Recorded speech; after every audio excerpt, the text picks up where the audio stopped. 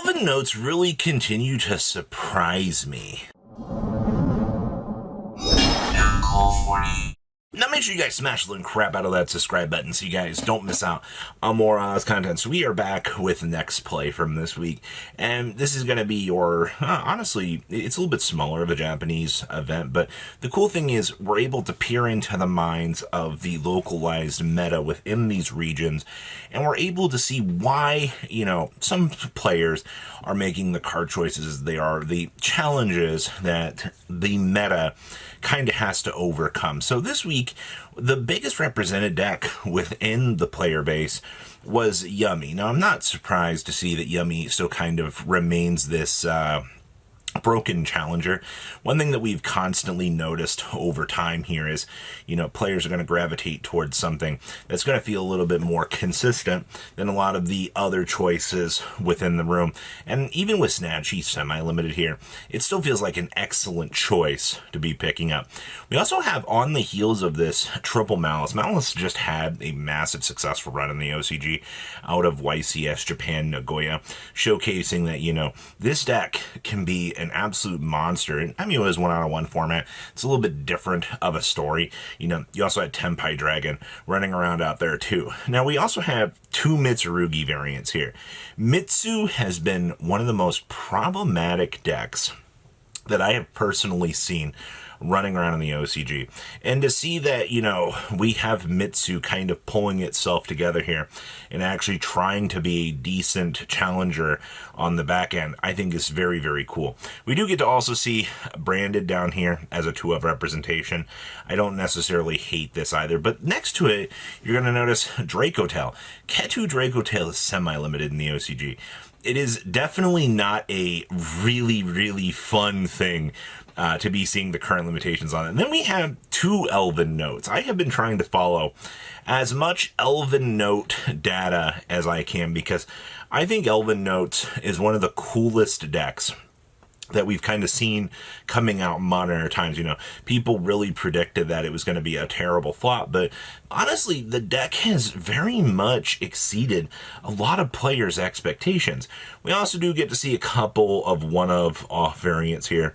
It appears that we have Hero, we have Gazelle and Friends, we also have what looks like Ecclesia, and then, of course, we have a Rescue Ace deck, which I will talk about that Rescue Ace variant here in a little bit. We also have Canine. Somebody actually brought Charmers, and this is pre the Spirit Chronicles deck. So I'm a little bit interested about that. It looks like we also had Cyber Dragons.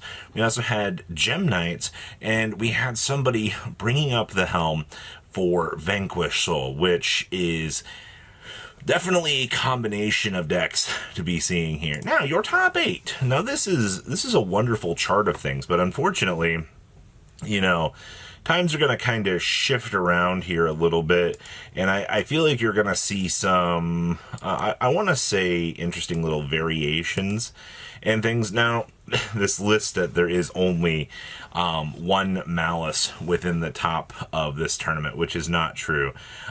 Funny enough, a Malice, it ended up shifting around, and there is two Yummy decks within the top cut of this. Yummy actually ended up winning this event, which is kind of crazy to think about. Like, Yummy is a little bit of a scary little boogeyman. But we also had one Mitsurugi, one Dracotail, one Elven Notes, and yet again that Cyber Dragon list is popping up here. Unfortunately, Cyber Dragon is not a list that we have. It was not shared with us.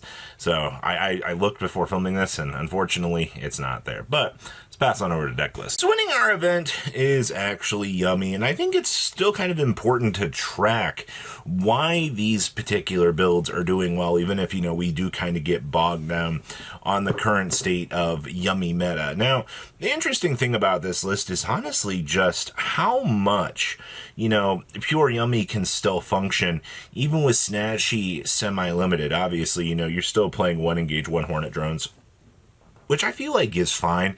You've got to understand that you're going to be using this to still kind of be an initial setup. And as long as you can get to Snatchy, and get that field spell, you'll be good to go. I also do see we are playing a Meows one Meows in the main, one Meows in the side down here. So this is going to be a pretty standard thing, I feel like, at this stage. Just being able to have access into the Meows is going to help you out with drawing against Mitsurugi. I mean, yeah, I too love getting free draw power every time that they try to bring back, also against Malice, which was running around at very, very high numbers for this event. It's not all that surprising. You also got Triple Purge in here as well, but don't really need new cards for this, it seems. Next up here, we have Elven Notes. Now, Elven Notes kind of is a little bit off of the wall in the way that this deck is able to play. Now, unfortunately, this deck is one of the Fiendsmith magnets. You're going to slap 2 monsters on the field and you're going to be able to go down full Fiendsmith combo because of the mini goddess. But one other really cool thing about this list is we can also go down full Fiendsmith combo just by accessing the Armades, because Armades is one of the other few targets within the game that, is a light fiend monster, so you can basically pivot that into full combo. Obviously, the mini goddess is going to be way easier to access, but that tends to be a lot of, your case in point here. I also do see we are also playing the double Crown down here in the side deck. I think that's fine. Crown is a fantastic card for what it is. Being able to make sure that, your monster is going to stick around on the field for a little bit is going to be pretty nice. But it looks like this is where we are heading right now with this menace. Next up here, we have another yummy variant for you. Now, you're not going to get anything really too spicy with this list. Basically from the first place to the third place list, you're swapping out a Meows in the main deck for the third copy of Ghost Bell. Ghost Bell has proven itself to be one of the best hand traps in the modern era, just because of the way that it's able to power through. Now, you're also going to notice down here in the extract, they're playing the Cupid Pitch, the Totsuno Horse, all to turbo up into getting to the Borreload Savage Dragon more consistently. Do I necessarily agree that this is a good approach? No, this just proves that, Borreload Savage Dragon is an incredibly broken card, and it really does some broken, stupid things for the deck, which is kind of stupid to think about. You also do see that, yes, our Meows are down here in the side deck. We had to bring them somewhere along the way. Also looks like you got the Triple Judgments, the Red Reboot, all of the standard staples that you kind of get within this format.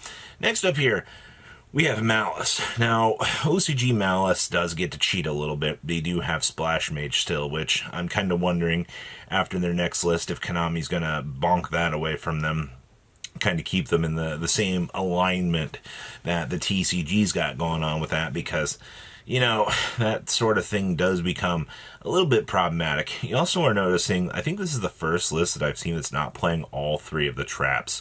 A lot of the OCG was very gung-ho on making sure that all 3 trap cards were consistently present within the list. And to see that, we're not really playing all of that is kind of interesting. The extra deck, I think, is as stable as it's going to get. Down here in the side deck, once again, hey, look, Dimensional Barrier, Red Reboot. A lot of these trap cards that are basically defining points of what the OCG meta is kind of turned into at this point is definitely showing. So your top cut for this event was a little bit straightforward. I do appreciate that. Now we have one more list for you here. This is a Rescue Ace list. This Rescue Ace list was kind of funny because I think it got 3 draws out of the next play event, which was the deck just not having the ability to close out the games. Because, I mean, yes, you can pull out all of the traps, and you can do all of that little craziness that this list could do, but, you're relying on a little Snake Eyes package in here to set up, what I would consider would be more of a standard board. I mean, Silvera plus set 4 should be fine, but the fact that, this deck was either just taking too long to set up or initially wasn't setting up fast enough is a little bit telling. And unfortunately, I guess that means that Rescue Ace may or may not have missed the mark with the most recent setup of things. But, you know, I guess it's just one thing after another, but we will have to wait and see. So what do you guys think about everything here? Please leave a comment down below. Tell me what you guys think. I'll see your beautiful faces back here in a day, guys. Patrons, thank you.